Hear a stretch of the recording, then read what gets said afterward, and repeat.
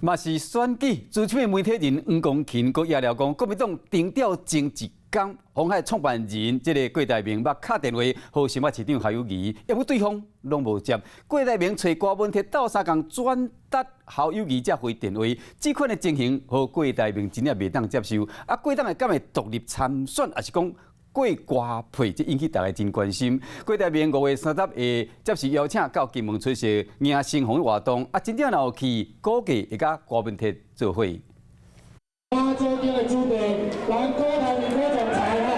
当日参加马祖起界仪式，不过民调结果出来了后，国党侯友宜两个人就一人行一路。主持媒体人黄光芹搁一摆野了，国民党民调前一天，郭台铭捌敲电话给侯友宜，不过无通电话。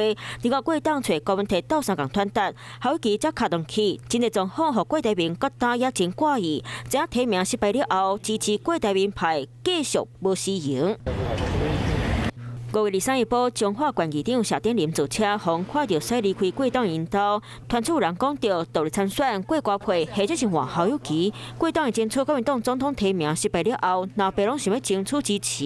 5月30日，郭台铭有可能会参加金门迎新红的活动，有机会和郭台铭和大副总统共场。那郭董事长是这2天正在考虑当中了，那就是说，那整个行程安排，因为这2天还有飞机的问题嘛，然后有没有机位啊？然后第二个，还有没有天气的问题？因为这2天说不定有台风那当然我们是欢迎啊。国党的后一步和南营是分开或者是合作，看连到国民党2024布局。晚间9点，邀请您与世界同步，60分钟掌握全球脉动。